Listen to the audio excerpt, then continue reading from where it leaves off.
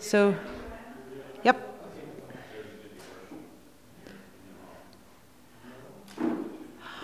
But I will call the November 27th meeting of the Finance Committee to order. We have an agenda that's up on the board. It's basically consists of budget deliberations. So I'll move that the agenda be approved as presented. Those in favor? Great.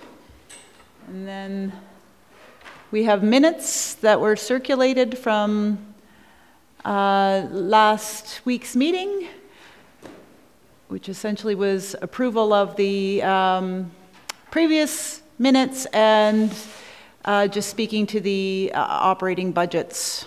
So I'll move that the minutes be accepted as presented. Those in support? Great. Okay, so I do have just a quick overview that I didn't print up the slides because you've seen them all before. It's just to set you in a framework for your deliberations. So I'll just take 5 minutes to review the budget best practices.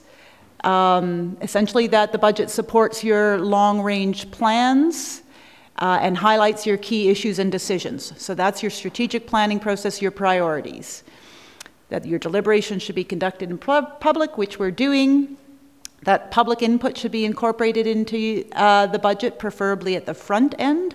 We had much discussion about how we do gather public input, and the public input received through the election process last fall. Non-recurring revenues should not be used to finance continuing operations. This is one of those key ones when we start to look at bringing funds in from reserves to support operating budgets. And channeling my inner Catherine Van Kuypema, that would be an absolutely no-no. Financial sustainability should be supported by your financial policies. So we do have copies of your financial policies in your budget binders, and we ask that you try to honor those as we look through the budget. You've provided us with instructions for the budget cycle. Common benchmarks to monitor deliverables. We went through those benchmarks on the first day looking at and those are from the budget's policy. So we do monitor our benchmarks and share those with you. Capital planning should be developed and linked to funding envelopes and asset management purposes. We do have a defined funding envelope, and we do have an asset management program, and we're starting to build an asset replacement and rehabilitation reserve to assist with funding those. And lastly, it should be done in a readable and understandable document that is focused on goals and strategies. So that's where we are with your best practices. The budget is very much focused on your strategic priorities. This is something the mayor and I were discussing at the end of the day yesterday. We don't have to complete all of these priorities in year one. So that is something that as we go through budget deliberations, I'd like you to think, is there a priority in your mind that is more important than the other priorities? And, you know, so how does launching an organics program compare to managing wildlife coexistence, compared to updating the downtown enhancement plan or building a new economic development strategic plan? Those are all things that you should consider and weight in manner of priority.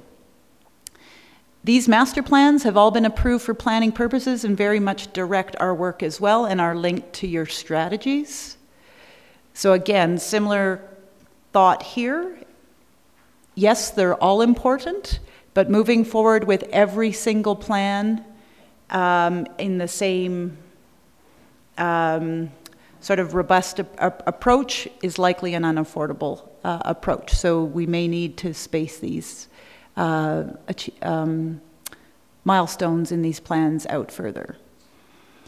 The operating budget pressures, I think you're well aware of them. HR costs, new resources to help address the capacity structure and process issues. Some of our key revenues are declining, and we have some increased costs from third-party affiliates. And the largest one line hit was the debt servicing cost that is now hitting our operating budget as a result of the rec center capital project. So we debt financed that project for $5 million. The debt payment is almost a 2% tax increase, just under $460,000 a year. So, you know, when we take debt, hits our operating budget the following year. And so that brings me to the capital plan. You've got a very detailed capital plan responding to your priorities and your master plans. It works within a defined budget envelope.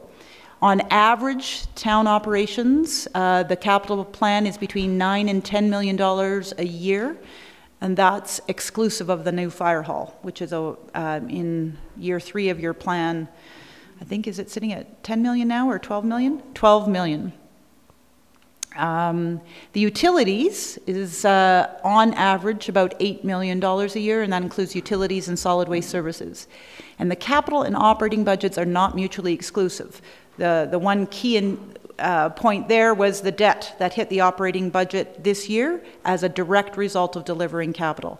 The other thing that hits the operating budget is operating new facilities, operating new programs and services, the maintenance and rehab that's required to deliver on new programs and services. And the funding envelope that's used to fund capital is directed there intentionally.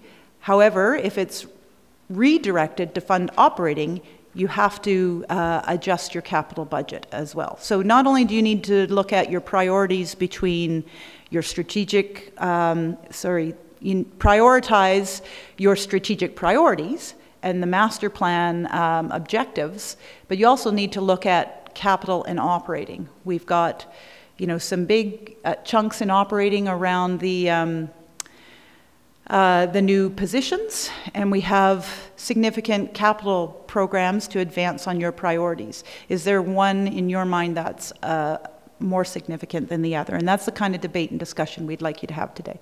Yes, Councillor Comfort? It's the last bullet there. Can you expand on the last bullet? Yes. That's what I thought I was doing, but I will try again. That's fine. You looked so, like you were going to go to the next slide, so I was... Yeah, no. So whatever you build and fund in capital ends up costing you operating dollars. And you just gave examples. And we just gave examples of that. Okay. Also, what you use, the revenue, reserves, franchise fees. You also take $1 million, approximately $961,000 of tax revenue annually to fund your capital program.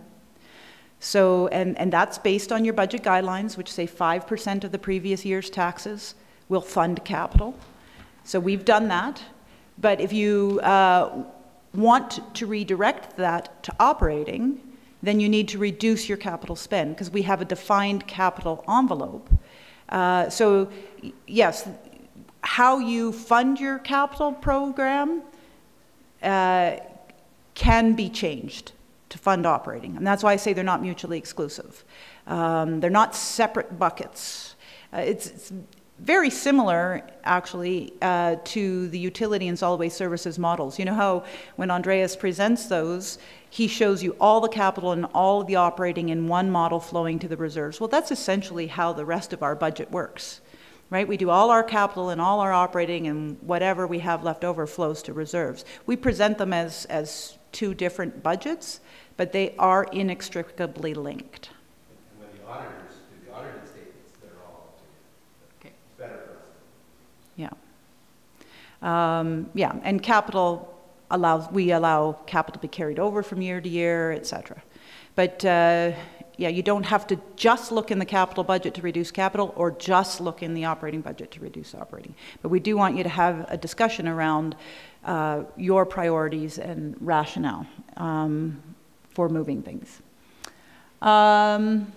So these are the things we have used to try to manage within your guidelines.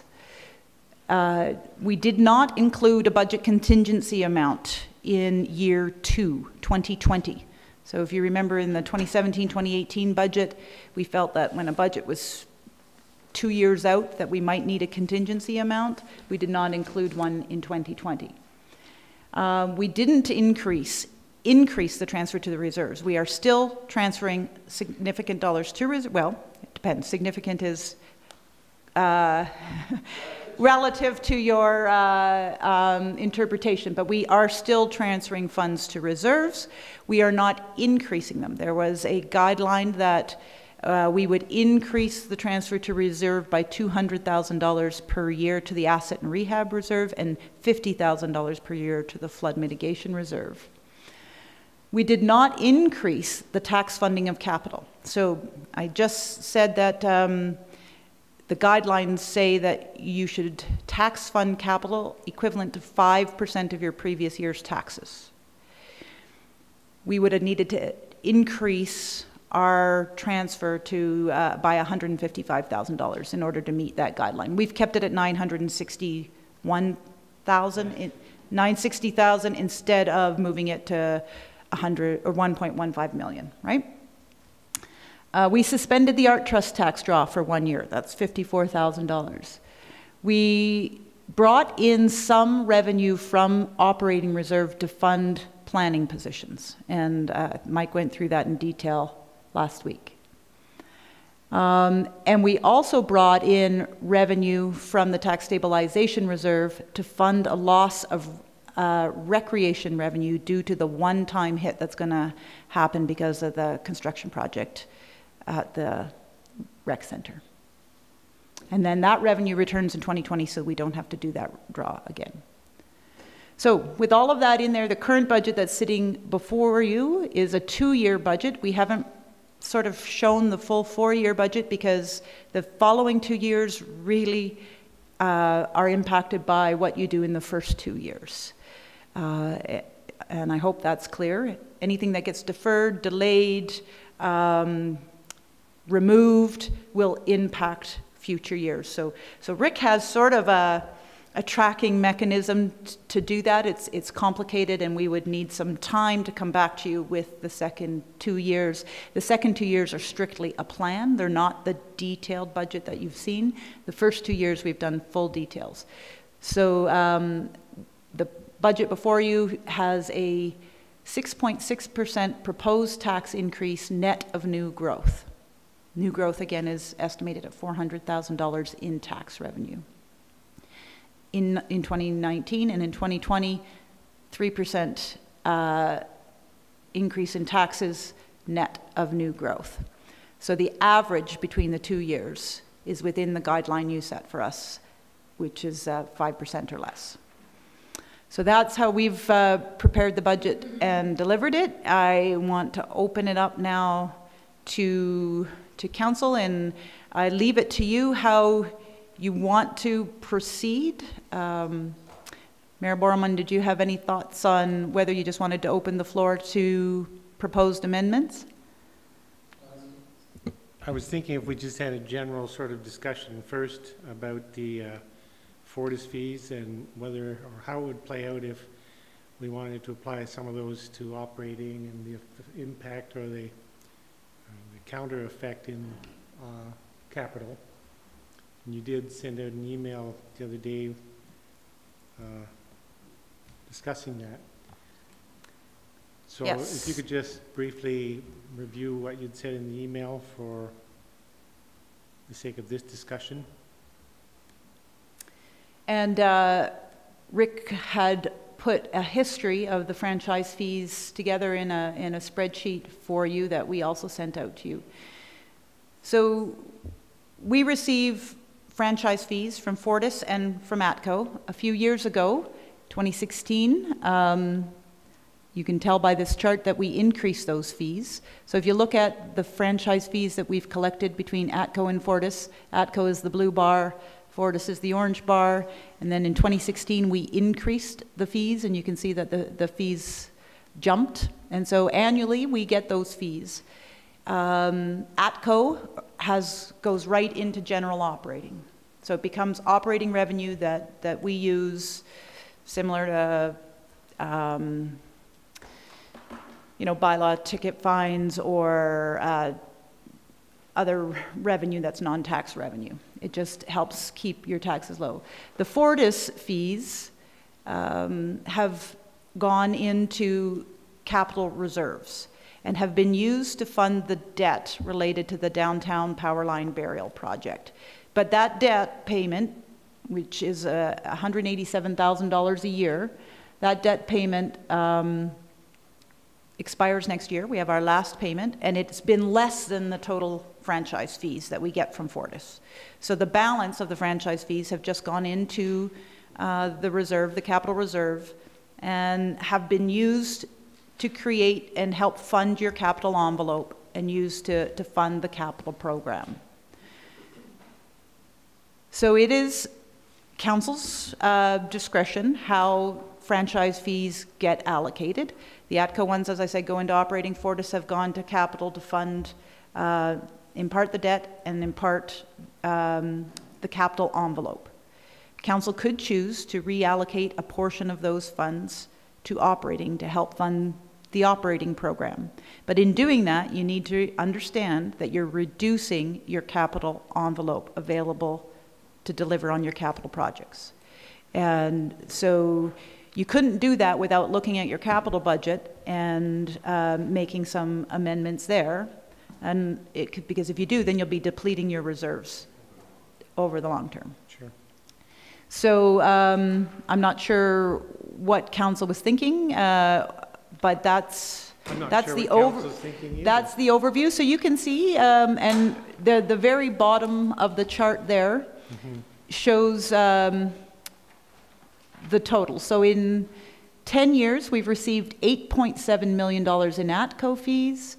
We've received $7.8 million in Fortis fees, but we've paid debt of $1.9 million. So just under $6 million, $5.9 million has gone into the capital reserve. So that has allowed us to fund essentially $6 million worth of capital projects. And it's one of our major funding sources for capital. Do you recall, maybe Rick recalls, when a decision was made to direct all of the ATCO fees to operating and Fortis to capital? Was that? So what the, yeah, I'm not sure if Rick found the history. I traced it back to 08, and it was during the time of the decision of the town line burial. So that was in 2009. So that was the first year it was, Fortis was directed to general capital, 2009. So it was a specific direction of council to direct it to capital to fund the debt. Prior to that, it had gone to operating the same way that ATCO does? I don't know that, but I believe so. I'm not sure that we always collected franchise fees. That may be that we actually just started to collect franchise fees around that time. I'm not 100% certain. I can go back and look. I don't know. It's not that important. Yeah. The very bottom numbers there show how they're susceptible to changes in prices and things like that, and mandate from the government is this year we're going to be short $210,000 to what our budget was. Those bottom numbers there, both ATCO and Fortis. But it could be a cold winter, it could go higher, so they're not necessarily stable numbers. So focusing on the Fortis fees, call it $1 million, about 800,000 of that or so was going to capital. The rest for this year would be paying down the final debenture. Correct. So if council wanted to consider directing some of that $800,000 to operating, pick a number arbitrarily, say 300,000 to operating and the rest to capital, to make the overall budget work, we'd have to find $300,000 in savings in capital. In every year. Every year. So it's a 6-year capital plan. So you'd have to pull out, what's that, 1.8 million? Unless you shifted the funding over the years, right? So you could have it be 300 one year, 250 the next year. You'd Well, yes, it's more complicated to that. Yeah, but if you bring it in year one and you don't bring it in year two, then it's a double hit, right? Catch you again. It's, Sure. So it would have to be, say it was $300,000, it would have to be the same $300,000 each year, Right. directed from the fees to operating. right. Yeah, and I think Councillor Sanford alluded to this.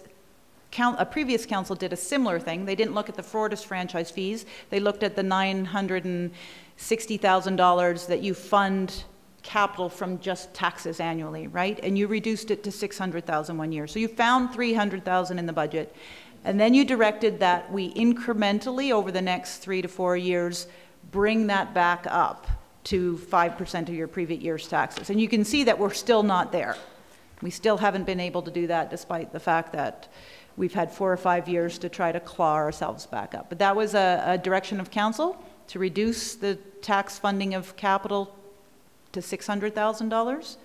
And that was done once before. So it's a very similar tool, just a different number. Yes, Councillor Sanford? Franchise fees are based on consumption? I think it's... The public consumption of those services? Is that how it works? And it's based on the base. Just on distribution. But if we're having $400,000 in growth, assessment, well, that's assessment growth, that's tax growth. How, shouldn't that somehow incrementally increase those franchise fees?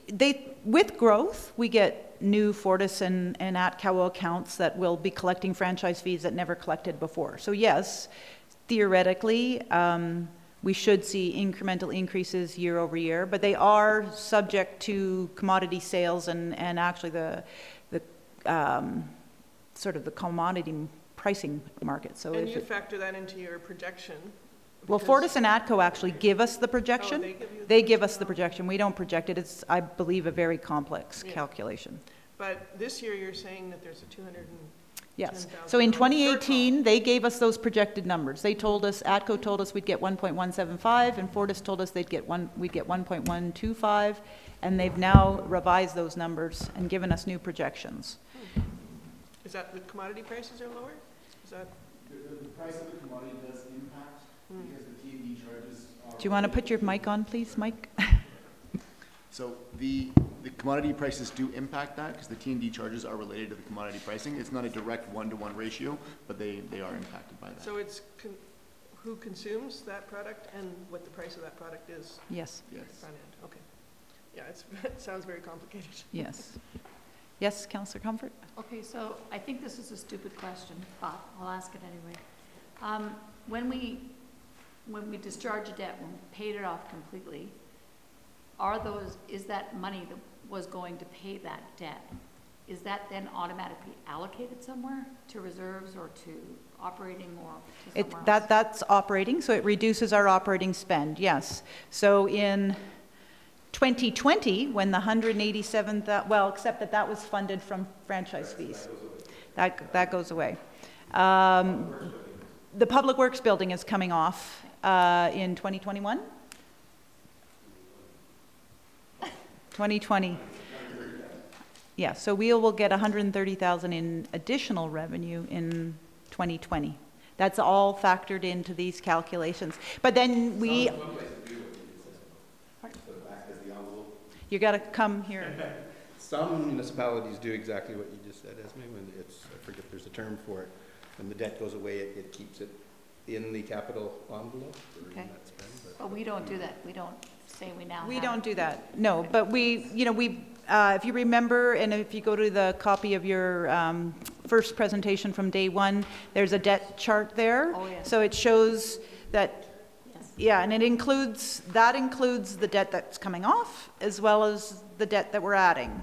So it does fluctuate over the year, and so we're not keeping a consistent debt payment like an envelope. It fluctuates and it comes in and out of the operating budget. Okay, thank you. Not a stupid question. There are no stupid questions.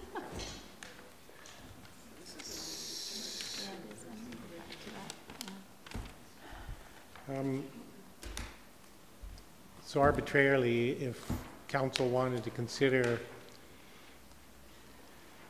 splitting the Fortis fees between operating capital going on into the future. I don't know if that would require a bylaw or just simply No. it's a budget discussion. Right. But if we establish some sort of a direction, at least for the next few years, then that could be factored into the budget planning for those few years. Yes. And we would need some time to calculate the future year's budget impacts based on any change you make to year one. Some of it can be done on the fly, some of it is more complicated. So when I've been looking through the budget, trying to find other opportunities to reduce the tax demand, it's been a real challenge. Clearly, administration has spent a bit of time on the budget. But I am interested in trying to reduce the overall budget costs and the tax impact. So thinking about it, there's two pools of funding that we could talk about, one of which is operating dollars. So if there's any savings to be, or any change to be imagined in the operations budget, then we should probably talk about those first and see what's left. And then consider both directing more of the Fortis fees into the operating budget and reducing the capital budget to make it balance. And I have a number of, well, half a dozen capital budget items that I'd like to discuss and see what the flavor is there. Would you like to go around the table and just see what everybody's thoughts are and then delve Sure. into things? Okay, did Yeah. you want to add anything else, Mayor Borman, or is that sort of your high level? No, that's high level, so we'll go this way. So I have a question Oh, for the mayor. What would you be looking at for a target increase? target decrease. I'm looking at getting it below 5, which is Okay. what I council was of the had. same mind, so, yeah. Can I just ask another question? Yep, Councillor. I was just looking at the long-term financial strategy, and I think it's a good document to refer to when, we're talking about making these changes. Are we still expecting MSI funding? I think in the strategy it says $4.5 million a year. So I would say the future of MSI is uncertain, and I don't have a good response to that. We are predicting in our budget, in our funding envelope in capital, that we do have some grant funding coming from the province, although albeit reduced as the further we go out. The province has committed publicly that they will enshrine something in the Municipal Government Act so that there is certainty for municipalities moving forward. So whether it's a granting formula or there'd have to be some direction put right in the MGA. When they do that, I'm not certain, but they have indicated they will do that before the election. So we should know between now and the spring election time what they intend to do as far as granting to municipalities. So that assumption is in the long-term financial Yes, it strategy. is. There's an assumption, but we don't have. There's an assumption, but we don't know. commitment to We know for the next couple of years, we believe, that? Okay. but But yeah. the assumptions that we made on the capital envelope are very conservative on the funding that we expect from MSI. So we reduced it significantly the farther out of the window that it goes. So again, we have assumed some revenue, but we have not assumed a continuation of the level of revenue that we have had up until this point. And we did get a lump sum of MSI funding at some point in time back. Last year, we got, well, actually, it was this year, but it was the last fiscal year of the province, so March. It was the end of March. The province gave an advance on the next year's MSI to municipalities. Okay. So this year, we're expecting a reduction in MSI because we got the advance in March. But So didn't we get a lump sum several years ago and hold it in reserves? No. so it was always projected Right. forward, but What did happen several years ago was that the full MSI amount was allocated to the construction of Elevation Place. And then we essentially loaned ourselves the Right. money to construct Elevation Place and paid that back with MSI over a number of years. That's correct, yeah. We did the same thing with Arts Place too. No, Arts No. Place was funded out of the capital. I think we put some MSI, there was some MSI, yeah. Marginal, Yeah. It marginal. wasn't much, but it was some. Yeah. Like, Yeah, because there was some money in the MSI pool, like 900,000, I think. Yeah. yeah. So the MSI isn't an amount of money that's sitting in a reserve for us. It's No. an amount of money that we anticipate getting and we project on getting, but we don't really know how much that projection is gonna be. It's kind of like the ATCO fees, you have a projection and it Yes, doesn't quite meet exactly. the projected amount. it does fluctuate depending on the province's cash flow and availability of revenue. Yeah. So- Government grant, so who knows? Yeah. No, I was just wondering, because I thought there was Right. something historic that happened and then a go-forward plan that was different, but. I guess The one thing the long-term- province has done, and I think it actually has ended up reducing our overall granting from the province. We had a series of grants we used to get. Now they're all rolled up into one grant called MSI. So, you know, we used to get street improvement grants. We used to get, whatever that was, Alberta Municipal Improvement Program grants. We used to, you know, and tax, do we still get the gas tax? We still get gas tax. Federal gas tax. That's federal. But, yeah, So now they're just basically saying, here's a pool of grant funding, you use it as you wish. So you can use it for recreation or roads or. Yeah, and I think it's interesting, the term grant. So the municipality remits taxes to the province pools that then and then returns some percentage of that back to the municipalities to be dealt with. So although we call it a grant, it is essentially, you know, an allocation of tax dollars to municipal projects. So although we've made conservative assumptions about what the funding envelope will look like in future years, I think it's important to understand that I don't believe there's a scenario where there is no funds coming from the province. That simply would not be a tenable position. The municipalities would need. So there has to be some funding coming from the province. They call it a grant, but it is essentially a return of tax dollars to fund municipal projects. Good to understand. Okay, thank you. So if others want to weigh in with their preliminary thoughts, before we get into more detailed discussion, Rob? I like the direction. what direction is that, Rob? Well, what John said, let's take a look at operating and go through capital and just see what savings we can find. And then your support of, or your interest in the discussion on using the Fortis fees to balance things out? Yeah, I like that discussion as well, yeah. So we'll see where it goes. Jeff? I think we definitely need to have the discussion on it. Until we have the discussion, I'm not sure how I feel about it, but that's what the discussion will bring about. The only things I had, I think everyone's seen in the emails, and I don't even know if I would propose them because I just wanted to get information on those things. So right now, yeah, just So you were inquiring about COLA? COLA and the firefighter hours, but Right, yeah. with the response I got back, I don't think I'm going to pursue with either of those options at the Mhm. moment. So. I don't know if others, I had a good discussion yesterday with Sally about the fire budget and helped me understand quite a bit. I think it's presented in a confusing way, honestly, with that indication of 2.9 increase in FTEs, which is actually only a 0.9 increase in FTEs, all of which is dedicated to the proposed summer increase to 4.5 through the daytime hours. That other 2 FTEs is actually just a accumulation of increased costs to deliver the service over the last several years.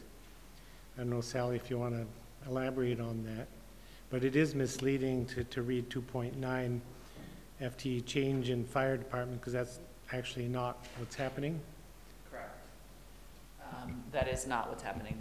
There would be only additional staff brought in for those 3 months in the summer. The rest of it is based on actuals. And I did pull some 5-year trends. If council wants to see those, I'm happy to provide it. But if you look at the fire budget right now this year, they're almost on budget for fixed wages, which is our full-time staff.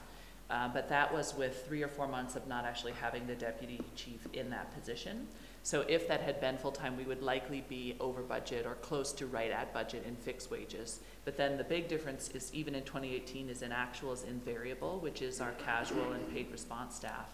So that budget was 134,000 and we're already over 250 and there's still 2 months to go.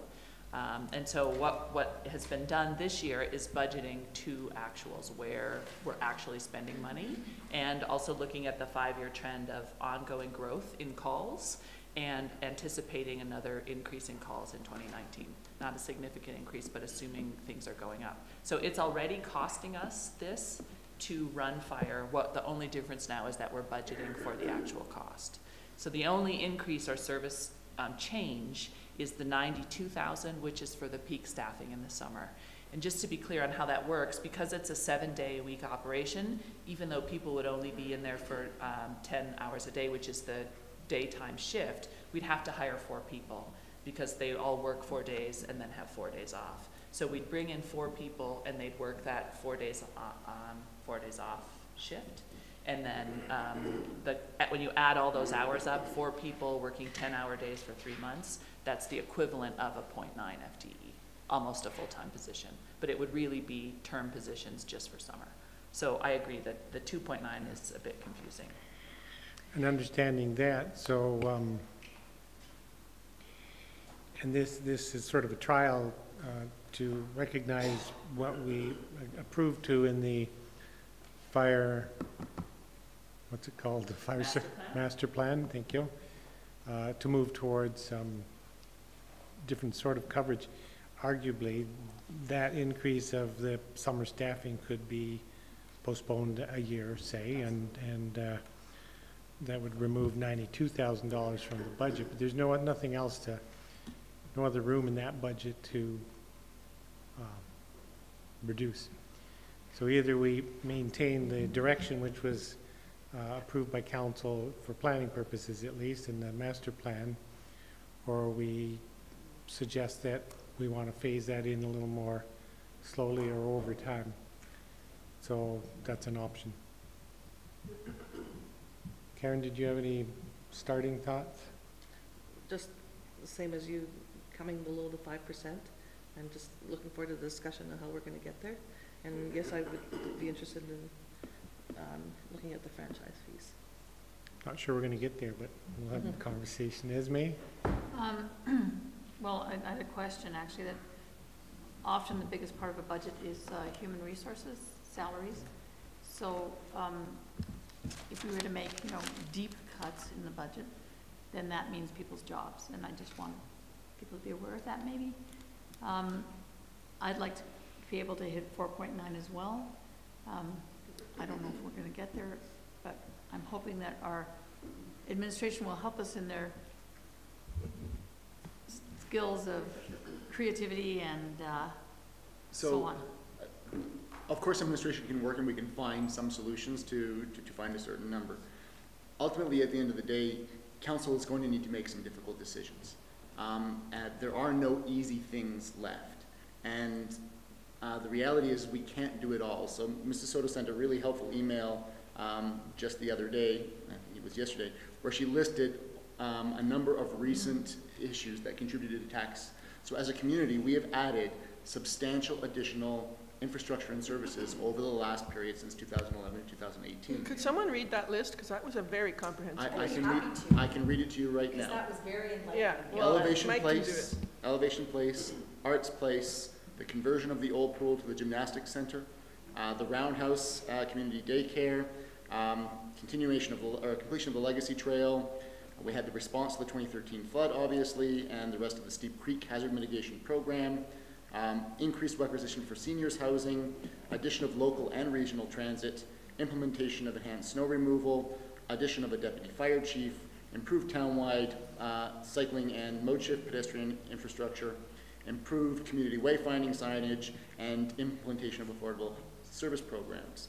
And on the utility side of things, we constructed a new materials recycling facility, implemented beyond curbside, and then of course we had that dip where we were actually essentially funding the utility out of the excess revenue, I believe it was. But we had a drop in offsite levy revenue. That's right. So Had to catch up. we had to catch up, so we had to increase utility fees 12% in 2014 and in 2015, in each of those 2 years. So although we can find solutions, I guess the message I'm trying to say is we can't keep trying to find solutions that allows us to do everything that we want.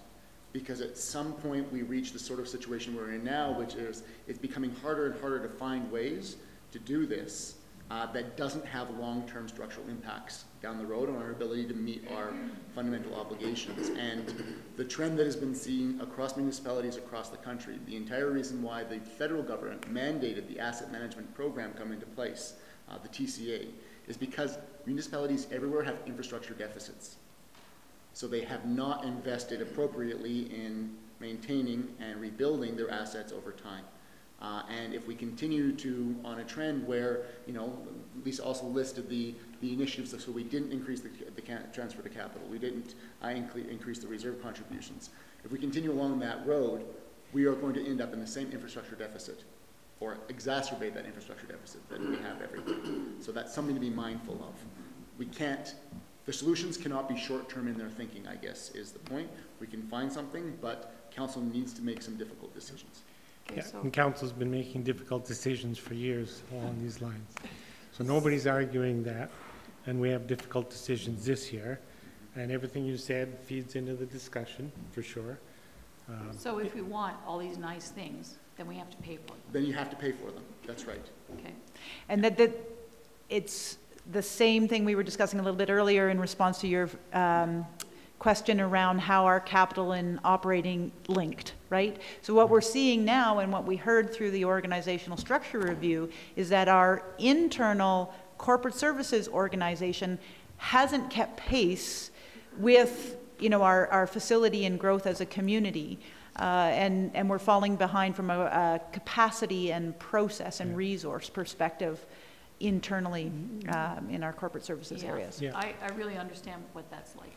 I worked in an organization that expected each position to do 2 jobs, and it's horrible, and they had a turnover, an ongoing turnover rate. So I totally understand that, but I think the point I'm trying to make to myself mostly is that HR positions that support those nice things are not a nice to have, they're necessary to have, and we've been putting them off for some time. And we're making steps now through that review with the consultant to address that. So it's really hard to find where we're going to find cuts, but I trust you guys. We'll get there. So one of the things I took from Mike's comment was, firstly, recognizing that councils have made a lot of difficult decisions over the last years, except for Elevation Place, which was entirely grant funded, well, almost entirely grant funded, but everything else on that list. But it was still difficult. It was difficult, that's right. I can speak firsthand to that. But It was not entirely grant funded. No, let's not get into the weeds on this.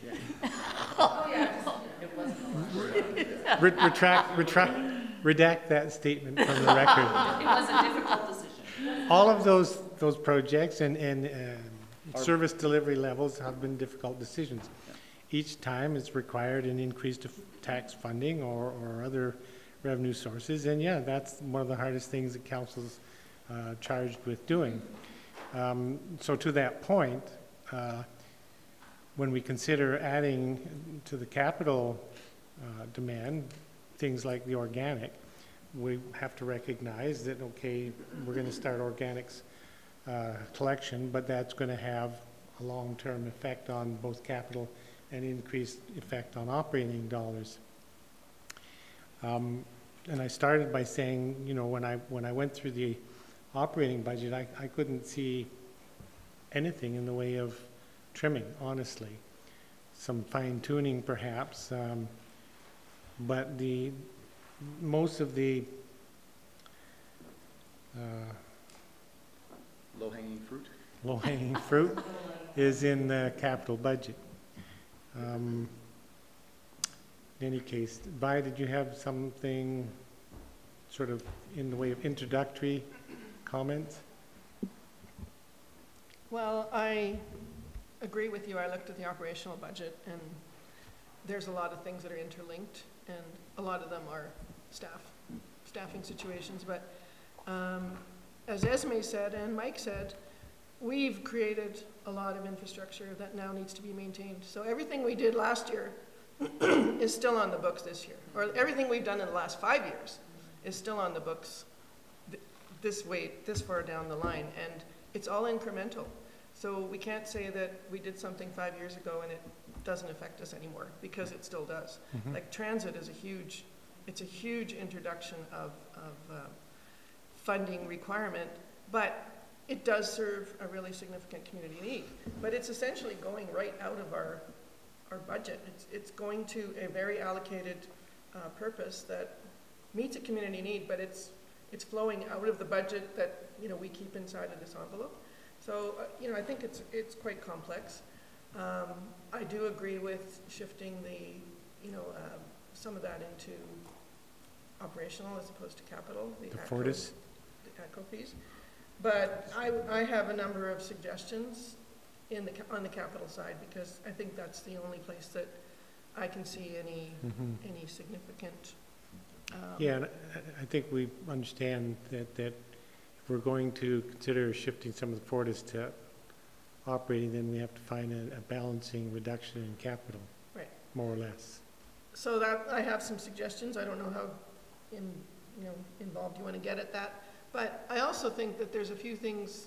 If we're going from a 6.6% budget to a 3% budget increase, there's a few things I think could be shifted from 2019 to 2020, just to equalize it, because I know that administration's looking at that as an average, but it essentially affects our taxpayers right now if we go to a 6.6. But so, and I can see Rick responding right away. Yeah, when you remove, say you remove $100,000 from 2019 and you push it to 2020, the differential is now $200,000, because 2019 goes down by 100, 2020 goes up by 100.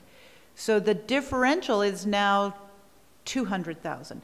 So when it doesn't stay within a nice 2-year box. Overall, 4.9% over 2 years doesn't change. So I think. Yeah, but it doesn't, but we don't pay 6.6 this year. This year, right. You would go up next year and, yeah. Yeah. No, I see that. Unless you take it right out of it. Yeah. Sure. But so those are some of the things that I'd like to discuss. Yeah, and it has, and as Lisa pointed, I think it's important to really understand, it has a compounding effect. So if you reduce this year's budget by 1%, and you move that 1% of cost into 2020's budget, then 2020's budget is actually 2% higher. Not 1% higher. So it would go from the current, whatever it was, 3.9, it would jump all the way up to 5.9 to bring us down to a 5.6 in 2019. Because you're comparing year over year. That's right. So the average 4.9 is based on the total new tax compared to 2018.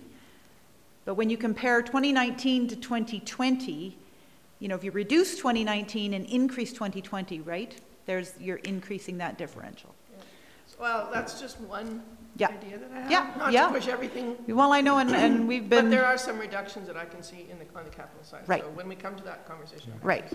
Just thinking about that point, in the way of amendments at Finance Committee today, it's probably best if the amendments are worded in such a way that we ask admin to do the recalculation of any change and come back, and so we can see if we say change this in 2019, here's what the effect is in 2020, 2021, and then we can understand whether or not we want to move forward with that change this year, rather than putting forward an amendment that's sort of fixed in place. I had a conversation with Rick just before the meeting started regarding what we're calling 1%.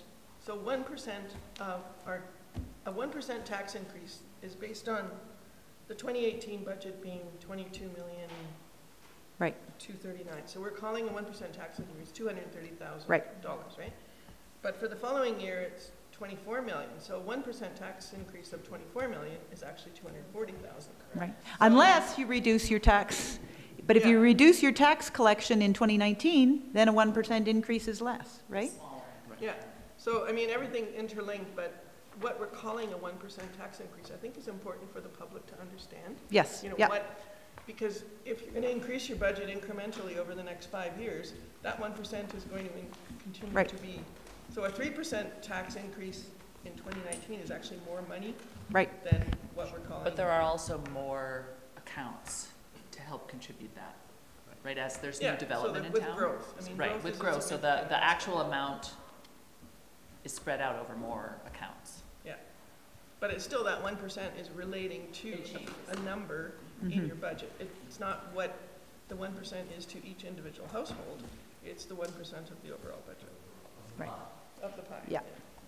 So, you know, because there's numbers being circulated in the community, and I don't think people understand those numbers. So it would be better to understand those numbers. Best thing is just not bother watching that conversation on Facebook. Well, no, I think it's really important to know what people are saying in the community and how they're perceiving People have to things. think in dollars and not percents. So what's your actual tax dollar for your house? And I'll go to the wall defending our taxes here. Our taxes are reasonable. You know, people get wound up about 3, 4, 5% or compounded increases, and yet the actual impact to your livability here is moderate, in my opinion. So people get too hung up on the percent, and that's what the chatter on Facebook is all about, I think. That's not what I'm referring to, but Okay. as Esme said, we have a lot of nice shiny things that now need to be maintained. You bet. And they don't And go if people away. don't, if people The don't, cost of those things don't go Yeah. away, but we enjoy the benefits of them, so. yeah. Councillor McCallum, do you want to weigh in? Do I ever not? No. So I would say, I would totally agree. We have all these nice shiny things that the public has asked for. These haven't been our pet projects. This is what the public has asked for. We've seen it in emails. We've seen it in our strategic planning over the last 8 years I've been sitting here. So, so this is probably the leanest budget I've ever looked at. There's not much in capital. There's very little, if anything, in capital. And in operating, I agree with Esme, and I have fought in the past for staff, for COLA, and for performance increases, because I know what the cost of the union's going to be, and it's going to be a lot more than that, and it doesn't take long. I come from a union town. I know how much of the municipal budget the union itself takes up. I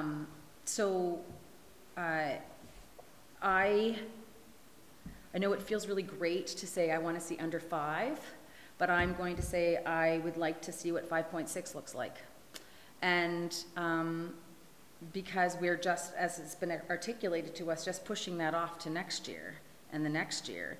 And then did everybody look at what 2021 looks like? So then we're going to shove more on that plate there, and it doesn't make much sense to me. So I know in past we've had the opportunity, Rick, to see sort of what incremental the tax numbers look like on the average home. And I don't know if we can do a median as well as an average.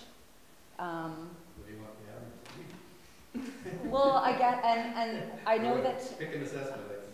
Yeah, and I know that Catherine played with that sort of what that Yeah, and we model could look looked at what like. Catherine had historically done and Yeah, just because use that. She changed, always her came to average that, home not changed, council. and I think it became on different sort of indicators that she pointed to. So Yeah. I know that The it's average some last year was 635,000. for a home. For residential. That was right 600. on our staff report. 635? Yeah, and that included all condominiums, all townhomes. It's not a single-family residential home, right? So and that's an assessment. that's an assessment, because that's what we have. We don't have categories of what's a townhome, what's a condo, right? and I It's wasn't expecting that residential. at all. So we can look at our residential and give you the average. But yeah, how that relates to whether you live in a townhome or a fourplex or a condo or a single-family home.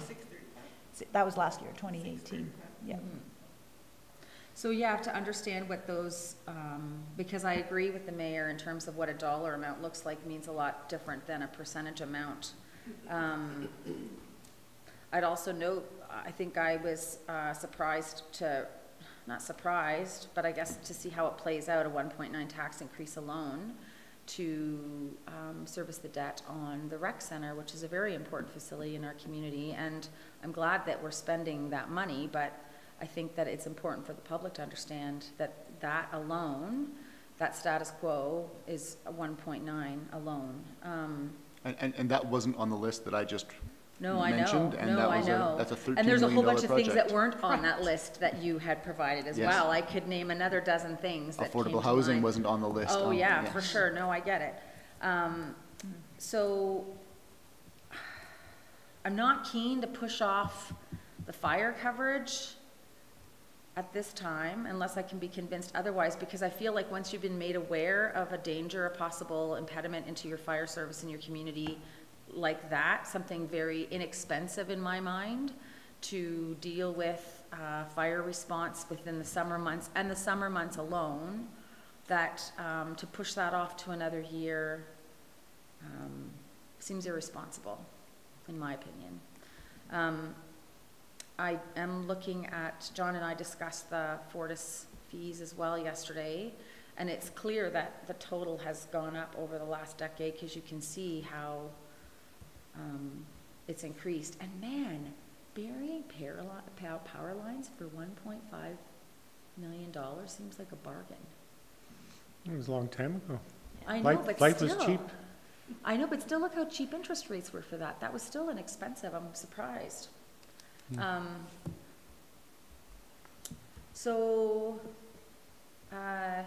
Yeah, that's what I guess I have to say. I'm looking forward to going through the capital budget with everybody to see where everybody's mind's at. There's a couple ideas I have, but it's not 2% worth. Yeah. And so that's why I'm struggling to. Yeah, and I'm not, I'm not hard on any particular number, Yeah, no, I know. but unless Lisa has something.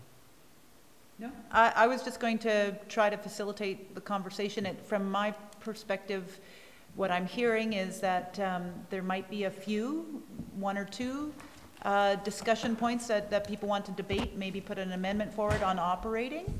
So why don't we start with operating, because it sounds like the majority of the work At the front of the budget. is capital. Yep. So well, the operating summary is tab 3, and the the detailed department reviews are tab 4. I suppose we could go through tab.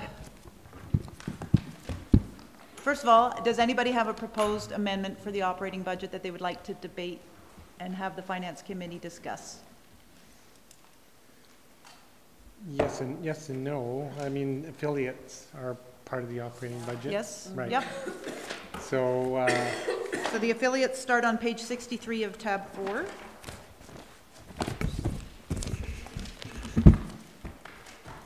And their full packages are in tab 6. Is that 6? Yes, 6. 6, and the summary's on page 1. Yeah, so why don't we can go to page 1 of tab 6 then? Is there one specific amendment you want so to put forward? there's 3 affiliates that I wanted to just talk a little bit about. First is the Canmore Museum, so an increase of $25,000 to salaries and benefits. I understand the rationale for that. The executive director position is, I would say, has been underpaid, and they've hired a new director and want to recognize the value of that position more directly. But I just want to have a discussion at this time around that $25,000 increase in museum. Rob, you're the counselor on the museum. Do you want to talk to it? Sure. Well, I support that. You're right. It has been traditionally underpaid for the executive director. We found a very good one. And there's other positions that have also been created. So it's not just the executive position. It's also education. It's there's a whole bunch of things in there, and I think it's high value.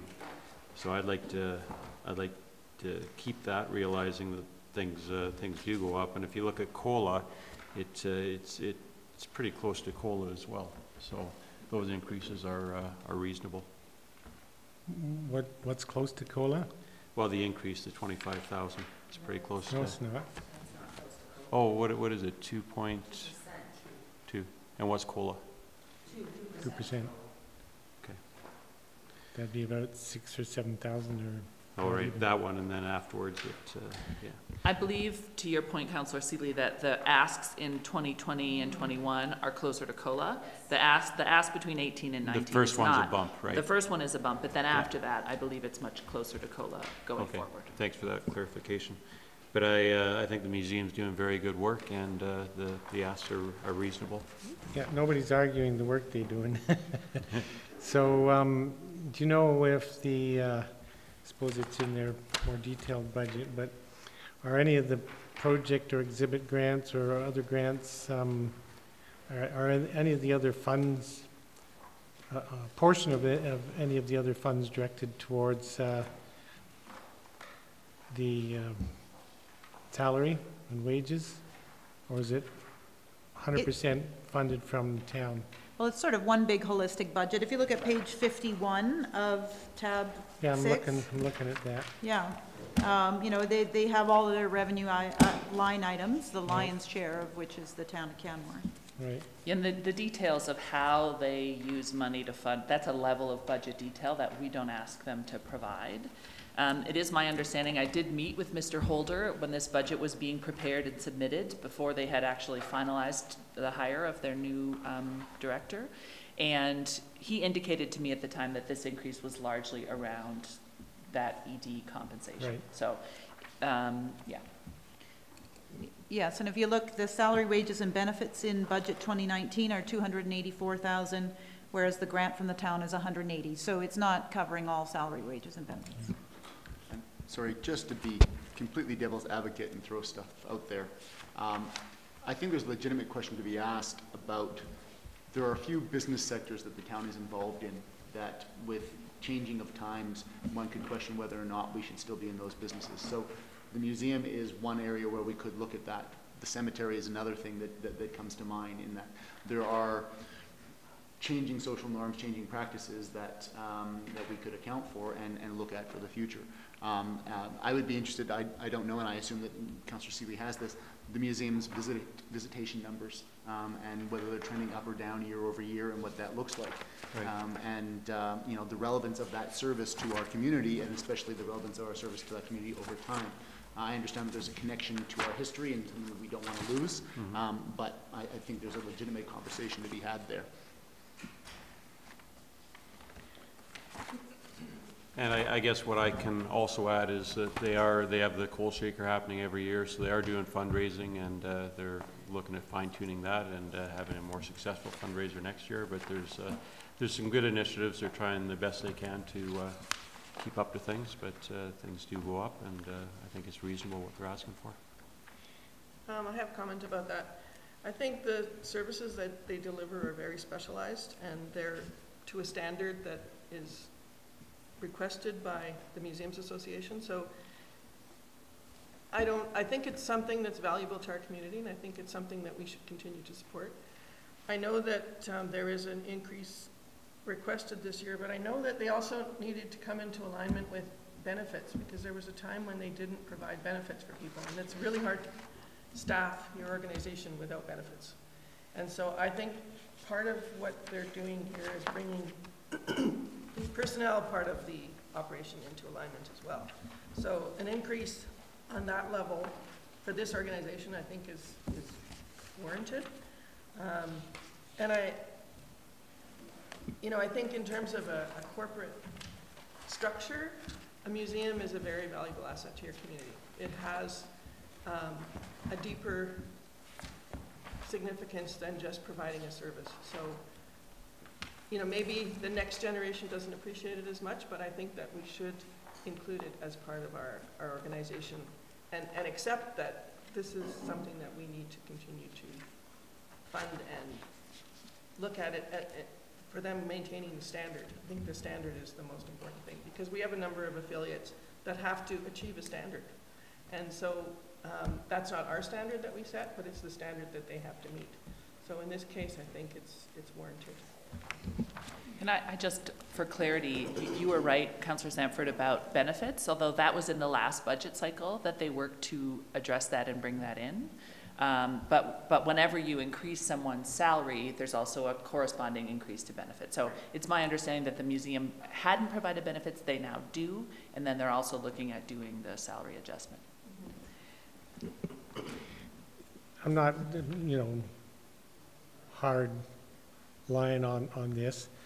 It is a one-time increase, and it's not immense increase, but I would want to see, I would hope to see a little more on this high-level budget, more increase proposed or projected in donations and fundraising. I mean, really beef up the fundraising, right, rather than simply coming to the town and saying, well, you know, we need to increase this or that. It behooves third-party organizations and nonprofits like the museum to be really aggressive in fundraising.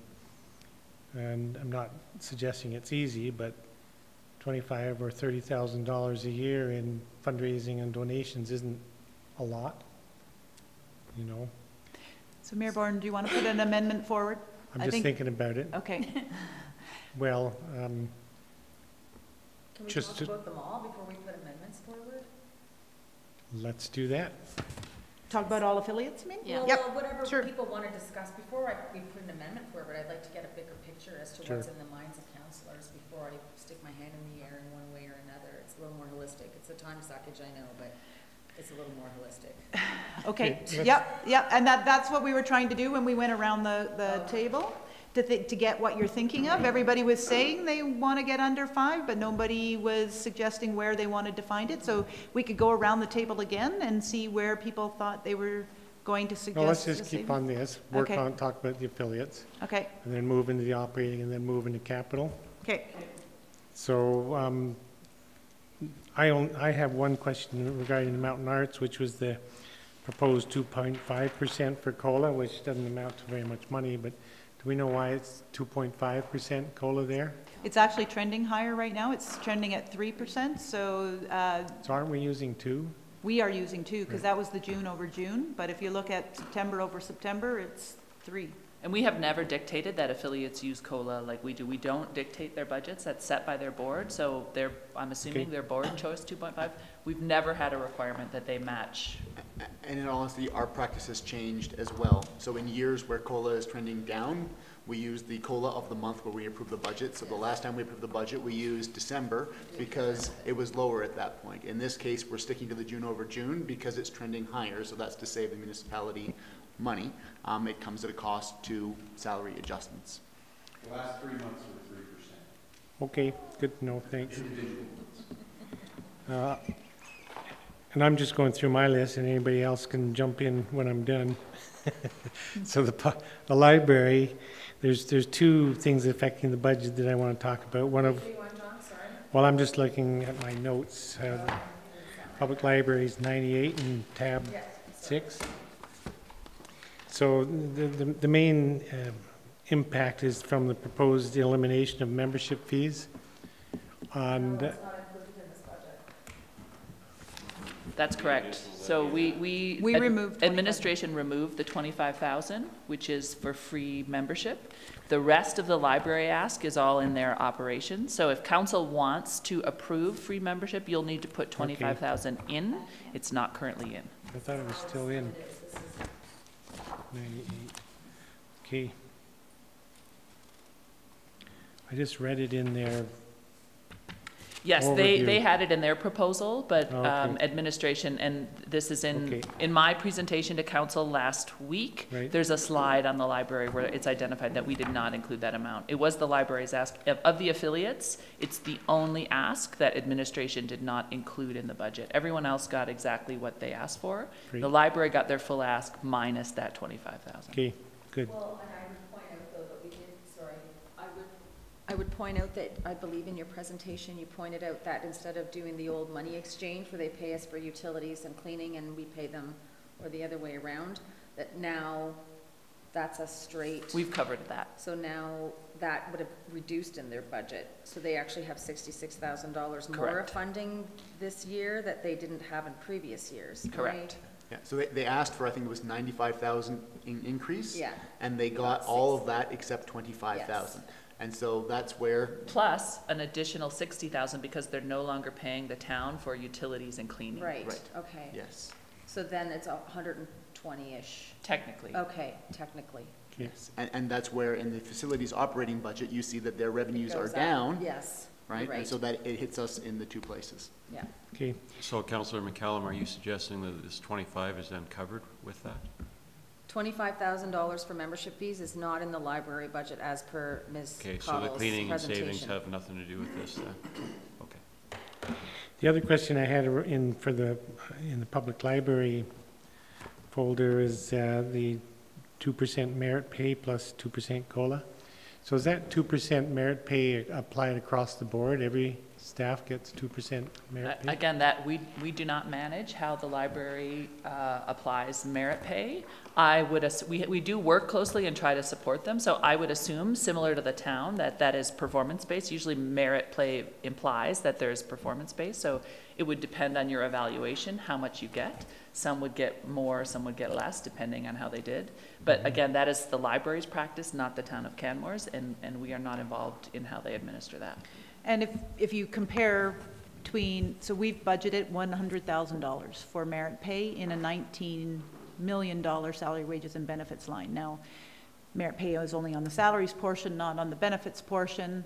But our percentage is quite a bit less than 2%. Yeah. And that's kind of where I was going with this. Yeah. So 2%, not understanding how they apply it. It seems very generous. It's not a lot of money. So, and to be clear, some town of Canmore staff may get a 2% merit pay increase, but others would get 0. So that's the concept behind merit pay. Those who are the higher achievers get higher merit pay than those who aren't performing as well. Can I just make one other comment about that? The library is one of those organizations that has to adhere to a standard. So they are regulated by the Libraries Act. I'm not the rep this year, but I have been in the past, and so I kind of understand the library organization. So, you know, the things that they're asking for are, again, to help them achieve a standard. So that's one thing to remember, is that, you know, it's not an affiliate that stands on its own and makes its own rules. It's an affiliate that is guided, and it has to achieve the standard. But at the same time, council has to fund the library, but you can set the service level. So, you know, council does have some say in, you're right, they're governed by the Libraries Act. It's council's duty to set the budget and the standard. So they don't, council does have some say. Yeah. And so merit pay has always been a part of their budget. So it's not a new thing. They've always included merit pay in their budget. If you want to realign. That's right. And there have been years where town of Canmore staff have not received merit pay and library staff have. Yeah. And I also think that when we look at the wages and salaries, you know, their wages and salaries, it's a benefit to them to keep employees long-term because of, again, of that standard. And they do have difficulty keeping people long-term. Sometimes when they offer jobs at a part-time rate, it's harder to keep people part-time because it's hard to make a living in this community working part-time. So that's one of the considerations to have, is just the type of employment that they provide and offer, and how they retain their staff. So I think the merit pay is part of that staff retention process for them, and it's always been there. Sally, I know you did a presentation on the Bingham Foundation. Can you explain that again, how that money might affect capital operating, anything? Yeah, so ultimately, and initially, you know, this will not be a significant amount of money for the library for some time. I believe the Binghams, in addition to setting up this endowment, are planning a bequest, but we don't know when that will come. So for now, it will actually be just a few $1,000s a year. But the idea is that the library can use it in any way they like. It's unrestricted to enhance programs and services. So it's not meant to replace the funding of the town. It's meant to be an enhancement. And again, there may come a day down the road where it is actually a significant endowment payout, but initially it will not be significant. It will be. So that's what I had understood. And I'm wondering then, would the library, as the museum, have the capacity to fundraise on an ongoing basis to help subsidize, perhaps? Yeah, the library, largely in part with the Friends of the Library, is planning to fundraise to support that endowment. So the Friends has already put in $20,000, matching, and actually the Binghams then have put in more than that. But so Friends will continue to try to fundraise to support that, and I believe the library is also planning a marketing campaign to try to get more individual donors. So yes, they are planning to try to grow that endowment. Okay. But again, it's a new initiative for them, and yeah, Sure. So we'll see where it goes. So, and my head is still stuck on Mr. Park's comment about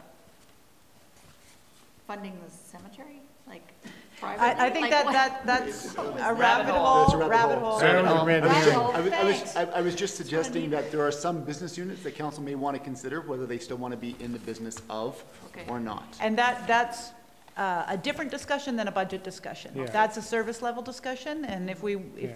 want to start cutting services, that's something you need to direct us to do, and then we would bring back services, and as Mr. Fark's indicating, one of his top services to cut would be cemetery.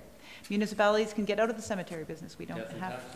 How about Death and that? taxes. Well, you sprinkle your ashes off hauling. Well, I'm gonna have a chat with you about Not that, with an because I'm open helicopter. fascinated by that discussion, actually. Okay. Okay. So So let's yeah, move on. I think Councillor McCallan had a did comment, and then have a- I'd like to move on. So, with regards to the $25,000 that the library is asking for, I understand that they're trying to make everybody on a similar playing field, in particular people of low income, but I believe we've done a really good job as a municipality in making sure that anybody that needs a library card in our community that doesn't have the finances can so get one. For instance, they offer free library memberships in December, correct? And you can pay off your fines in exchange for food. And then I would point out that we have our affordability services program. There are also at least a half a dozen that I could easily find communities that still charge library fees, many of them much higher than ours. So I feel no problems with that. I do have a question though as to why their budget over the 4 years, so between 2018 and 2019 is $45,000. Between 2019 and 2020, it's $53,000 increase. And then between 2020 and 2021, we still hover around the $35,000 to $36,000. Is that all just COLA increases, or? What page are you on? I just noticed it. I'm on the summary, which isn't helpful. I know. Thank you. So part of what's happened with the library, you may recall, is when we were building Elevation Place, we recognized that the library had a significant surplus. Yes. And we have been working with the library over the years to work that surplus down. So part of the offsetting we're seeing with the $60,000 that they're now getting in utilities and cleaning fees, and then their ask, is because for several years they've been operating by working down that surplus. So they would say this is one of those years where, and we won't know this until, there's always a delay in their audited financials, but when we get their audited financials, we should be seeing very little left in that surplus because they have been using it to offset operations for several years. Right. So part of the jump is in, they're claiming that they no longer have that surplus to live off of. But that's an incremental jump every year. Yeah, that's the incremental jump every year. That's a And I believe on 35,000. page 103, right, they're trying to identify where their increases are, so cost escalation, merit pay, and then the impact of population increase. So the merit pay would be 2% on their salaries and wages and benefits, correct? Correct. COLA is 2%, and then they have merit pay in at Okay. 2%. All right. Fine. Yes, and those last 2 years are a plan. They'll be back to you for final approval in a couple of years' Right. time, right? Okay. So, I actually, I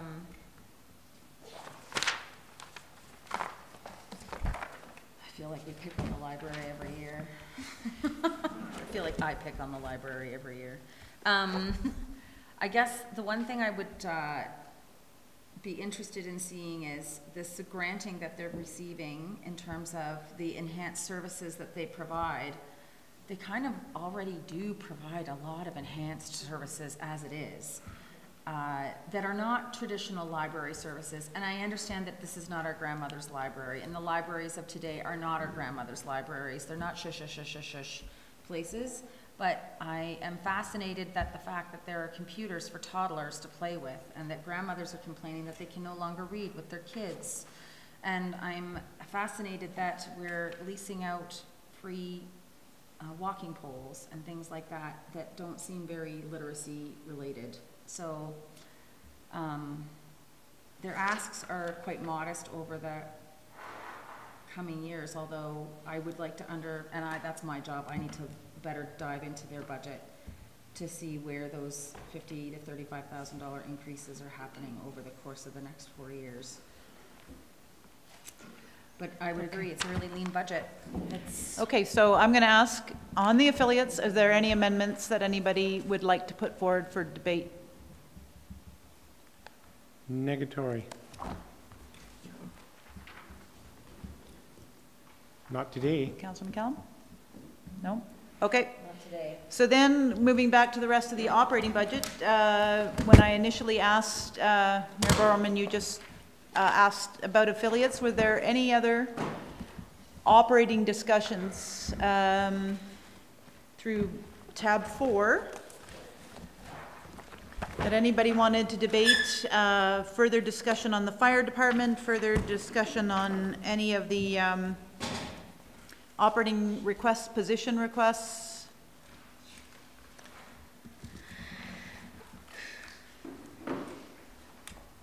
Okay. Hold on, I'm still thinking here. Can I just see the wheels turning? Me too. So let's just, for the sake of the discussion, let's have a discussion on the increase the summer staffing in 2019, and I don't know. Okay, so that's page 31 31. of tab 4. Recognizing that it's informed through the fire master plan that council approved. And I'm not sure there's any net benefit to shifting that off a year, given all that we're understanding. So just sort of in a loosey-goosey way, if that 0.9 position, the summer staffing, was postponed till 2020, maybe Rick could give us the quick impact, or Lisa, somebody, Sally. Well, it's the impact financially? Is that what you're asking? Is there any benefit to considering that? You just delay the increase, you could reduce the increase this year and It would be a $92,000 savings in 2019. Right. And council, this was in front of council for the 2018 budget, and council said no, bring it back for 2019. So it wouldn't be the first time that you've done that. And you know, the fire department will continue to run the best possible operation that they can. So, I have no doubt of that at all. Just in regards to the opening conversation about trying to shift some things off from this year and recognizing that there's a double hit to shift. So, yeah, in terms of overall percent decrease, I mean, if 1% increase is 230,000, 92 isn't even 0.5. It's somewhere between 0.3 and 0.4. 6.2. so this is Rick's spreadsheet. The what if? Can I use this, Yeah, Rick? great. Is the top still all there? No, I hit it all. Okay. It's you there. hit it. I have it on here, too. Okay. So if you take Minus 92, Rick. Minus Yeah. 92.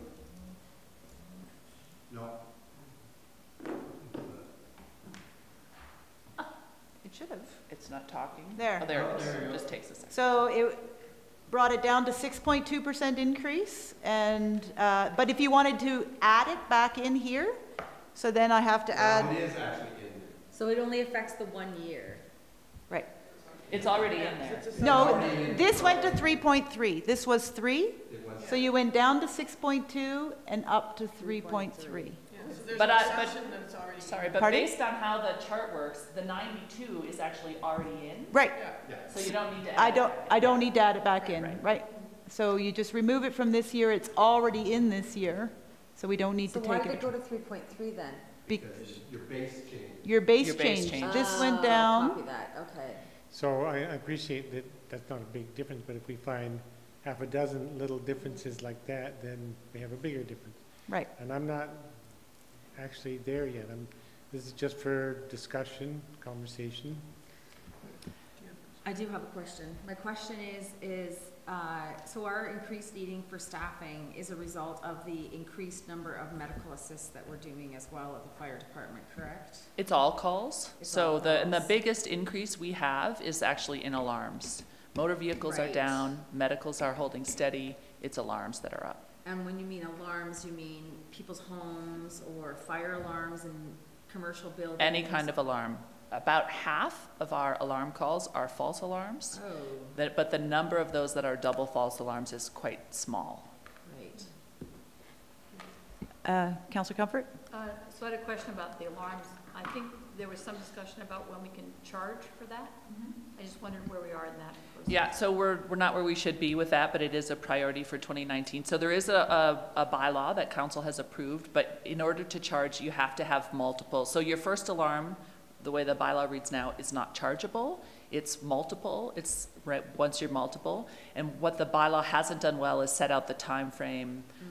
Right, so there's a little bit of tweaking that we need to do there. So there is some opportunity for some revenue, and we also are waiting.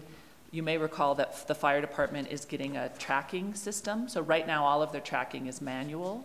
So just the ability to charge for false alarms will be greatly enhanced once that fire software is in place.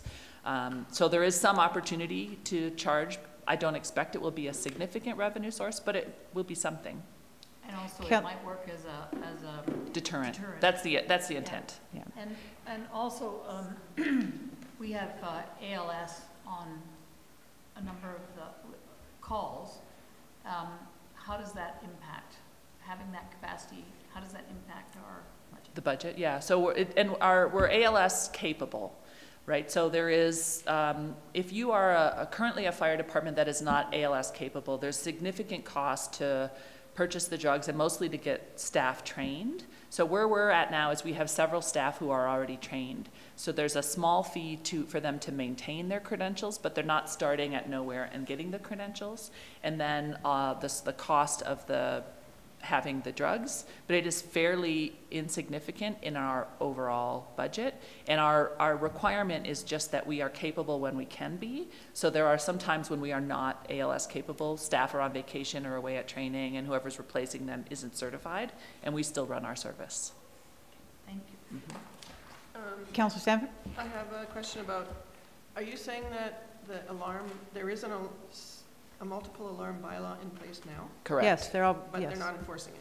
Correct. Well, they're not, it's difficult to enforce for a whole host of reasons, So yes. when But we the get our number of tracking system- times, pardon me? When we get a tracking system that's more Yes, current, then we can start doing Yes. that? But there is a bylaw in place, already. and you're saying that the bylaw needs to be tweaked? I'm saying the bylaw needs to be tweaked. So The that'll by- be something we yeah. can look at. in the Yeah. future. Also to that suggestion that if we move the 92,000 out, I thought the budget was wrapped in a way that indicated that there would be overtime. Yeah, so the way that the budget works, the 92,000, so what there will be, it may or may not necessarily be a straight $92,000 savings because there's some guesswork. So anytime there's a call where we need to have 4 on the truck, right now they wait and then 2 people come running. So that's factored into that 92,000. Part of it is the wages of the 4 people who we would need to hire for the summer, but the other part assumes there'll be a reduction in paid response calls because we can roll with the 4 we already have. So yes, but that's factored into that 92,000. So if it comes out, there'd probably be an increase in paid response, but that it's part of the way the budget is factored. Yeah. And if you take that out, is that budget number still there for those paid response if they have to fill those? Yeah, we'll need to look at that just to be sure. I think there actually was a 16,000 or something? 12,000. It's 80. So Okay, you- so you you, have some- yeah, 12. Take away 12. So Yeah. it's, there's 12. Okay. so this would have to be 80,000 if you, so what I'd like to do is move to decision.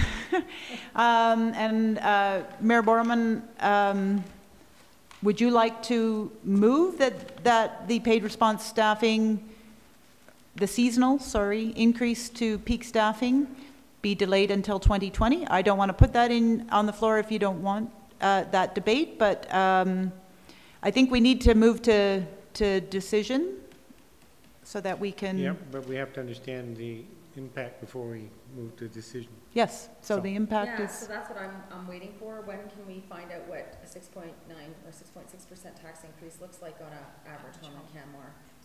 Oh, I Can have be the that. next line, I guess, and where we play the what if game? 'Cause Yeah, it's a fun game. no, we have that. It is a great, like, this is great. It's, Do you have it? Yeah, but we can't get on the G drive here. Oh, but if you log in as yourself, you can. Yeah, but then it takes forever. the current budget, as presented, we can bring it up. I can get and it. again, I hate using the word, or no, I hate. I know. The word averages, so And so either when we mean pick an average- assessment or pick per 100, but Yeah. say pick $635,000 Well, and assessment. maybe that's a better one, per 100 is fine as well, because maybe, is that not the way Catherine did it last year? Was it per 100 or did she choose an average? I thought Catherine did 650 or 750 Yeah, we assessment. did, yeah, We last did year. a- We did 750 last year. 750, Okay, all yeah. right. So pick a number, but All right. take 635 right now. Well, let's do what we did last year. Okay, per 100. Okay. Municipal taxes, $17 per year. Per 100,000. So seven, Per hundred. 6.6% equals $17 per 100,000. per 100,000. That's a good. And water and wastewater, $16. Solid waste services, $18, for a total of $51 per 100. Can we put Per those up on 100 the or overhead? for the water and waste? Well, let's just put it on. If it's on senior managers, if we can get Water it. and waste is a per accountant amount. right. So Rick, that's not exactly correct. So the 16 and 18 is per account you meant, right? Oh, sure, but that's for a household. Yes. Do you think we want, The 16 and 18 is a household number, because it doesn't run on assessment. So the 17 is per 100,000. So if you have $1 million home, it's gonna cost you $170. Yeah, Right? $170. Plus another $16 and $18. So you're looking at basically $200 on $1 million home of increase, Right. right? Per year, yeah. So at 6.6. Okay, what I'm going to suggest is we take a 10-minute recess. We will get this on the overhead in a clear fashion, what the total increase is per 100 of assessment, and then we'll multiply that by 6, 7, and 10 to show you what 600, 700, and $1 million home would sorry. see. Okay? Okay. Rick is able to pay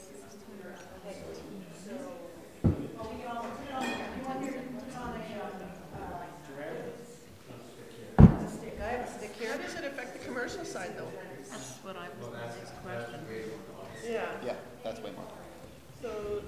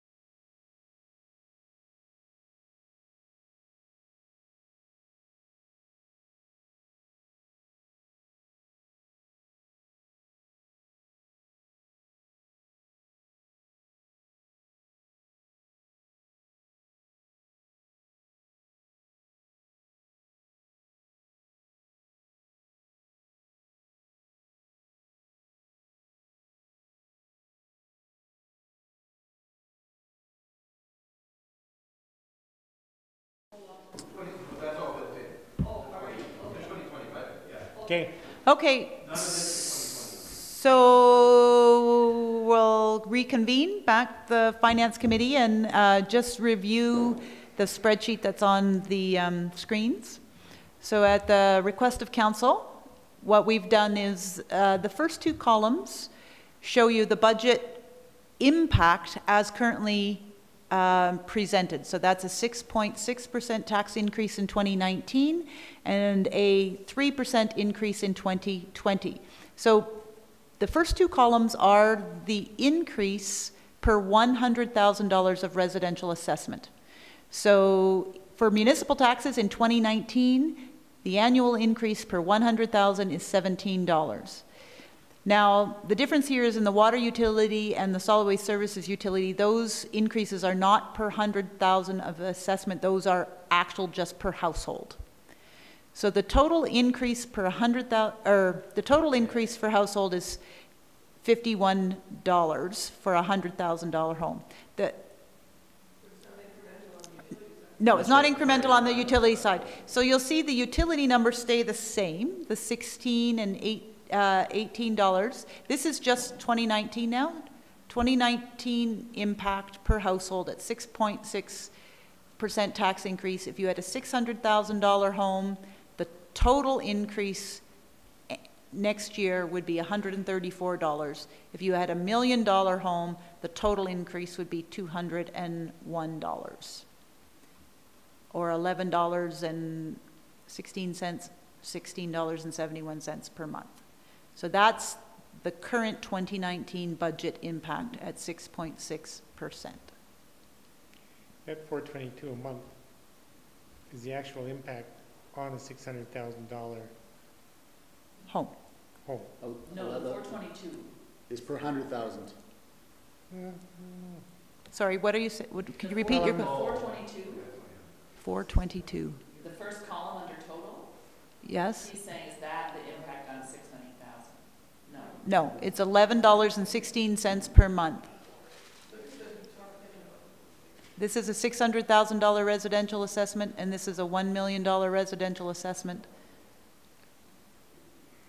Okay, well, I don't want to get sidetracked here, but Okay. So I think council felt that that was Sorry, important to Mayor see. Borman, I don't think this is getting sidetracked. I think this is, no, I mean, I think I don't this want to is sidetrack this accruing it. conversation. I don't think this is right. Well, it is What- right if you what- base what it are- on My home 100,000. is assessed around 600,000, so around that average that we're talking about, right, 600. And our tax payments to the municipality are about 1,500 a year, so not even, a little bit less than, or a little bit more than $100 a month. So if it goes up 6%, that's $6 a month. It's going up on a $600,000. But this includes the utility side as well. Yes.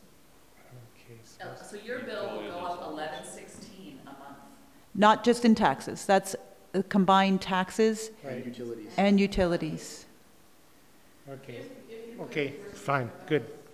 right? So Your the top line, John, is just annual taxes on 600 grand, and then when you get farther down, it's the 16 and 18 is a per door Right. cost So next for year, the year. your just municipal tax portion will be $100 more than it was this year. Right. So if you have a $2 million house, it's going to be $402 a year. If you have a $4 million house, it's going to be Yeah, I get all $804 that. million a year. So it's all, I mean, this is much more clear than saying average housing or whatever. Yeah. Yeah. Okay. So we can provide you a copy of this so that you have it. Okay, so we're Okay. back to the, So we're back to the operating budget, although, so Lisa had asked if I was going to amend to change the fire rescue services budget, and I'm not, at this time, given that discussion we had, I'd considered it earlier, but I don't want to put an amendment forward that I can't support or I won't support. So in regards to the .9 summer staffing, I think it comes down to a safety issue, and particularly given what's been happening regionally and internationally on worries about wildfire, I think we do have to put proper or good funding into our fire response team. But if anybody else wants to make that amending motion to change the fire services budget, nobody else wants to? No. Okay. Anything else on the operating budget? Anything else in the operating budget? If you look at any of the position requests, there were very few additions as far as new programs. I have a question. It's not, I'm not sure where it resides. It's operating funded, even though it's in the capital. It's the ACA land transfer. That's in the capital budget, so Okay. we can We'll hold talk that about- till we get to the capital budget. Okay. Yep. You know where I'm going. Okay. So we can always come back to operating, but by way of summary, you made no changes to operating.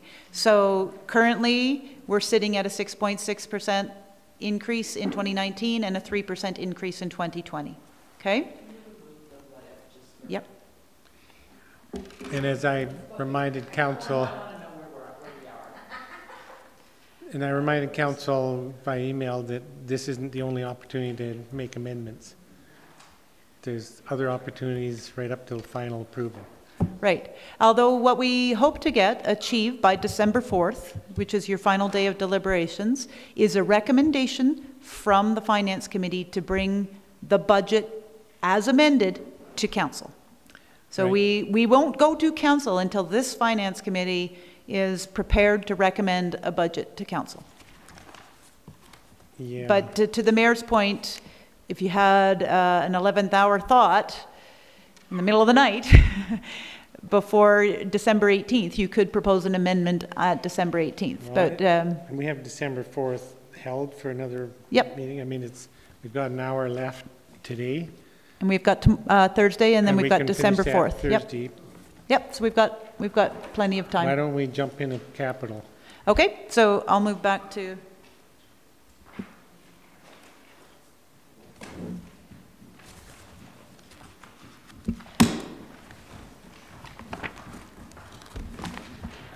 Taking up space. Can I ask a question about the Canmore Recreation Center, the renovation? So I really thought it was a great idea to take the money from the tax stabilization reserve to fund the shortfall of revenue for this year. Was MR. No. No tax Oh, sorry, stabilization. Sorry. Sorry. So we took some money out of the tax stabilization reserve to fund the shortfall in the Canmore Recreation Center revenue, just the revenue, right? Because it's closed, parts of it are closed and parts of it can't be used. But administration made a huge effort to keep the building functional as it was renovating, so it's probably added a bit of cost to that, but the community, I think, appreciates still having the access to the building. But do you, and maybe in your future budgeting,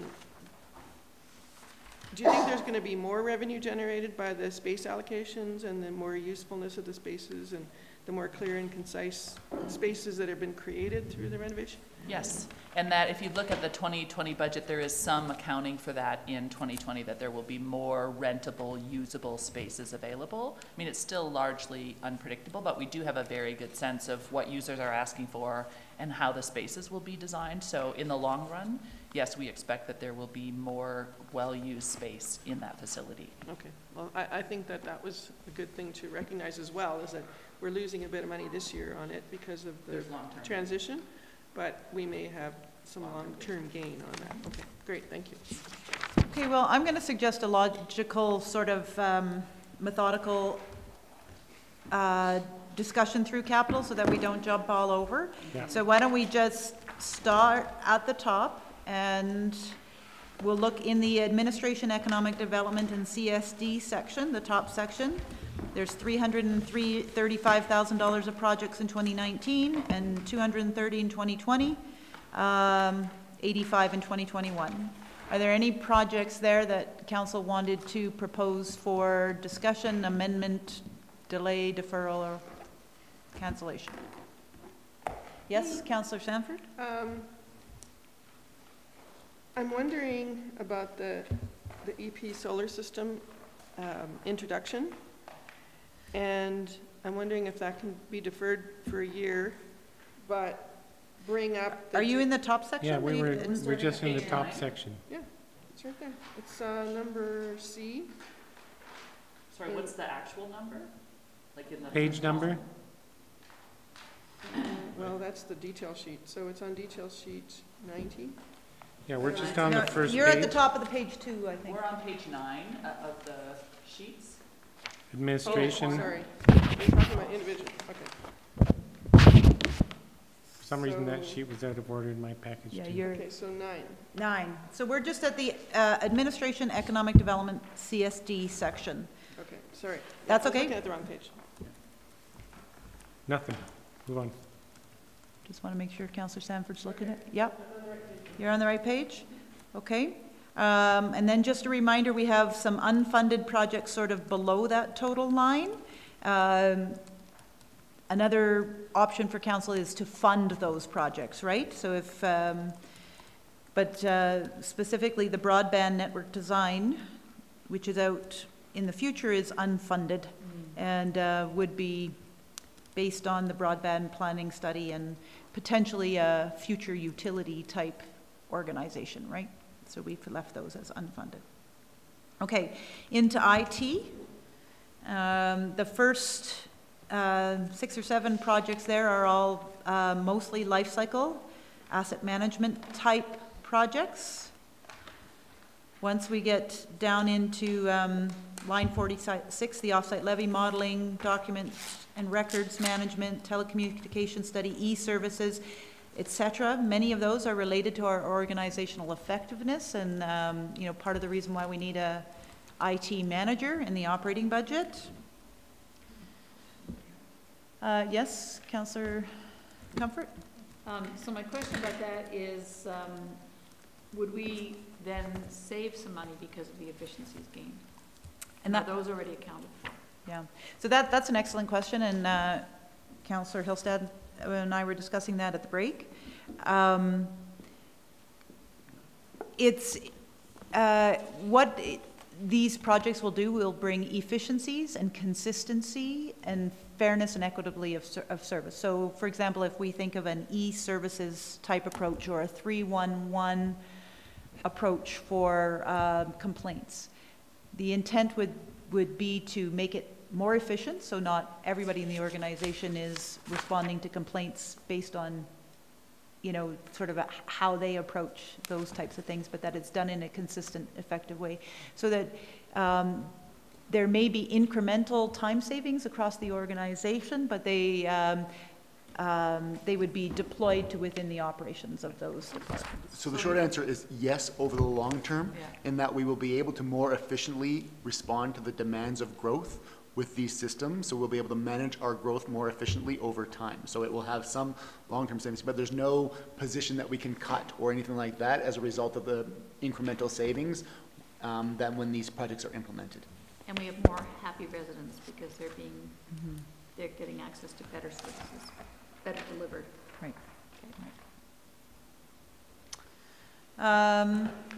Okay, so were there any projects within the IT area? Okay, seeing none. Moving into protective services. The first 2 projects, I believe Sally had identified that those were additions to new trucks that, you know, sort of allow us to respond in a full way with those 2 vehicles. But then the last 4 projects are really around asset rehab and replacement. There are several big projects in there, so is there any discussion on those, Rob? Just about the self-contained breathing apparatus. I see that they're 10 years old and they have a lifespan of 15 years. I'm wondering if we could talk about phasing those. Rather than do them all at once, can we do them over 3 years? I believe they actually are phased, but let me just check. It's page 68. Yeah.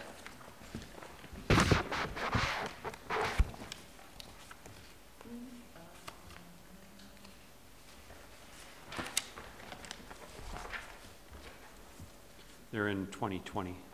Correct.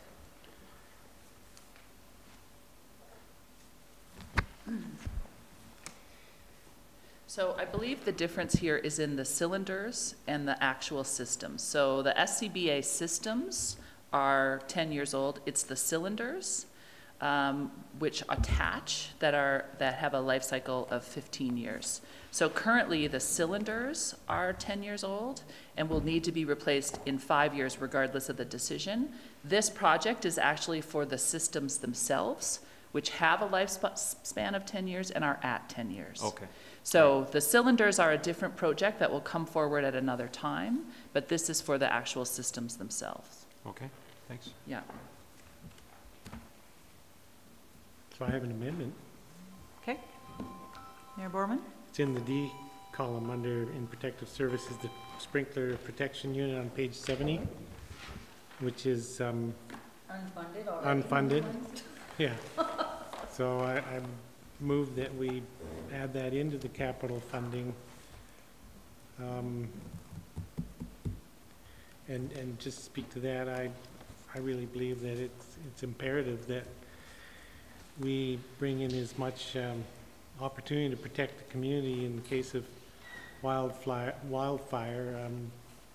as soon as we can. I found the trial period, I thought it was quite it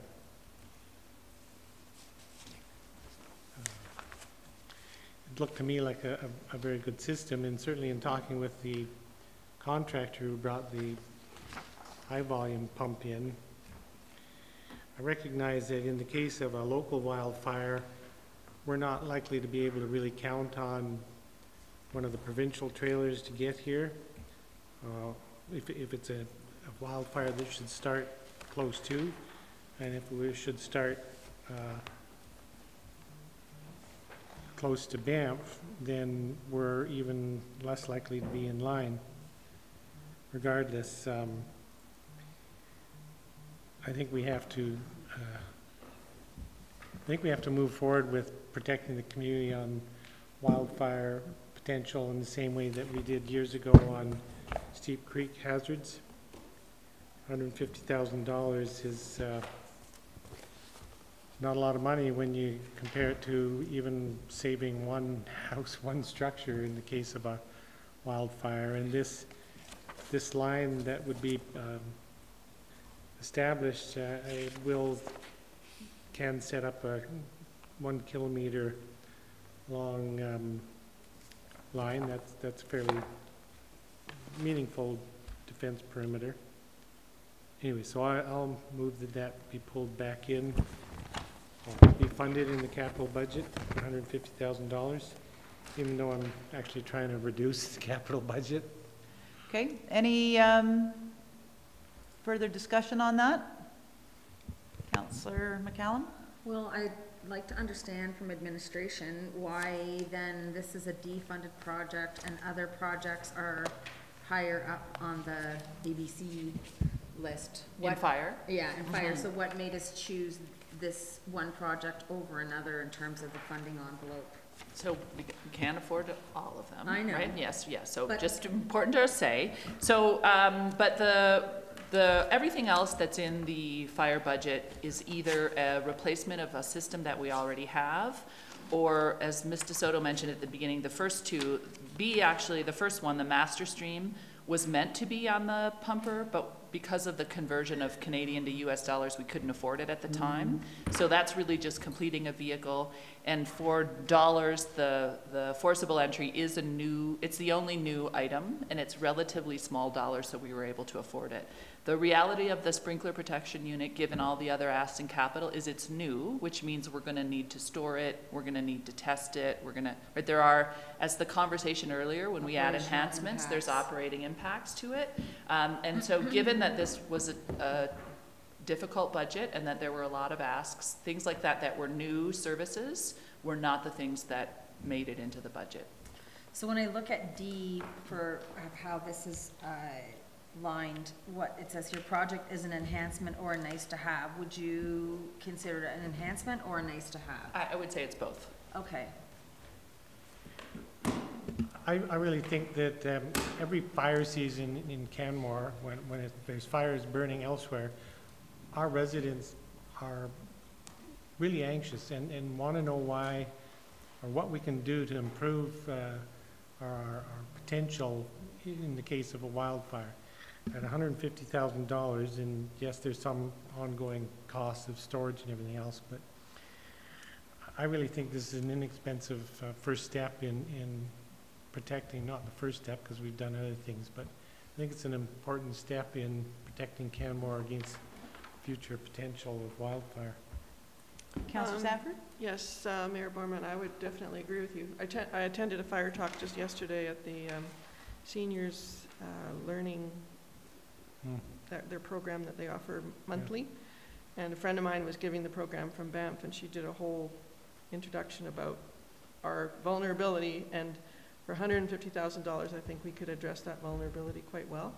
And I would agree with you. I think that should be pulled back into the budget. But I see savings in other capital areas. So. Yeah. I do just want to make sure it's clear, and I know it's probably self-evident, so I don't mean this in any kind of patronizing way, but this unit will not save us in the event of a serious fire. It will allow water. It's small, right? So if there's a fire coming through one part of town, we could deploy it for that part of town. But if it's a full-on, I just think it's important to manage public expectations. Sure. This is not something we can set up, water the perimeter of the community, and all be saved from fire. So it may allow an impact where a fire is burning or coming very quickly. It may allow some watering to happen. That doesn't mean structures won't burn, and it doesn't mean that the community is no longer at risk. I know you all know that. I just think it's really important to state that it provides a level of protection to an area. It's more of a mitigation than than a prevention. Yeah. Right. I thought part of the information that I heard was that it was available from the province, and there's 4 trailers that the province has, but they're available on an as-needed basis. So if there's fires burning that are affecting several communities, which is not out of the question, we're in line. Banff has a trailer of their own, if I understand, and so we're not likely to be able to borrow theirs, because if there's a fire affecting us, it'll be affecting Banff.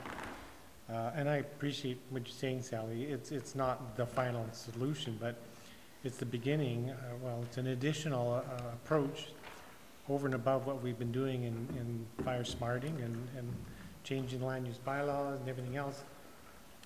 It's just a small step, but I think it's an important small step. Okay, any further discussion? I don't think I can support or not support this until I see what the full suite of cuts that we're looking at, or not cuts. And did you articulate, sorry, Your Worship, where you'd like to see this 150 come from? No, but what we're doing is, what I think we're doing is putting in place information or direction for admin to come back to reflect what the impact will be of these amendments. So you could put it in now, and then we could bring you back some scenarios that you would then give us further direction on. So if you'd like to see it considered in a revised. Yeah. And I was having conversation with a few people on the break as well. I think it's important for us, administration, to understand where council's priorities are. So if this is a priority of council versus I'm not sure. Well, we'd have to find some other potential projects to decrease, but we want to know what's important to you and which one of your priorities we should be attacking first. Rick's looking puzzled over there. I believe what Rick is suggesting. So you could assign a particular funding source for it, or your direction to administration can be that we go back and essentially when all the changes are compiled, we'll have to refund the capital envelope and then bring you back a picture of what that funding looks like. Right. Because all of the sources impact each other, right? So it's complicated to make a single change without reflection on what the funding sources are. Does that about sum up your consternation, Rick? Right. And Rick, you'll have to go to a mic. You'll have to go to a microphone.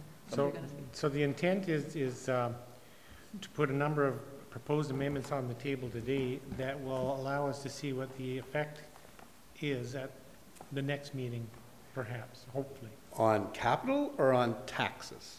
Well, I thought the whole ball of wax, Okay, so, because capital projects can be funded a myriad Sure. of ways. So Right. But I don't it would wanna- be reducing the, it would be reducing, So I think the easiest way to move forward is that we'll go through the capital list, and council will suggest in or out on each project. And as we work through that, then administration will take that away, and we'll look at the sum total of ins and outs, and then we will work with Rick to look at funding and how that affects both the capital envelope and taxes, yeah, that's my expectation. Yes. right? So, The other thing, when we went around the table first thing this morning, there were several people, several councillors, who said they want to see the taxes come down to under 5%.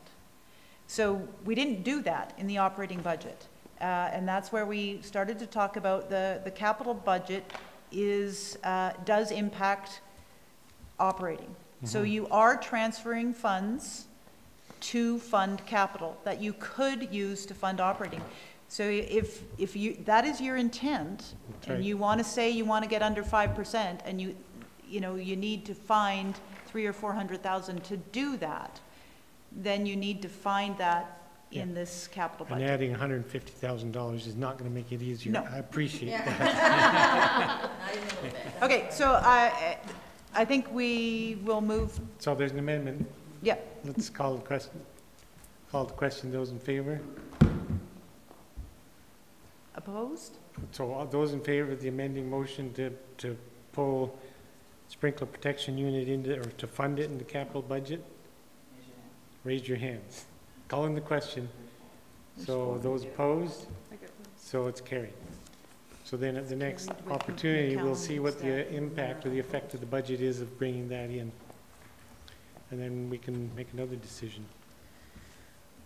Okay, were there any other proposed amendments in the protective services area? Okay, there, Sorry, can I ask one question on that page? yes? I had a note beside data center firewall, it said that was pulled.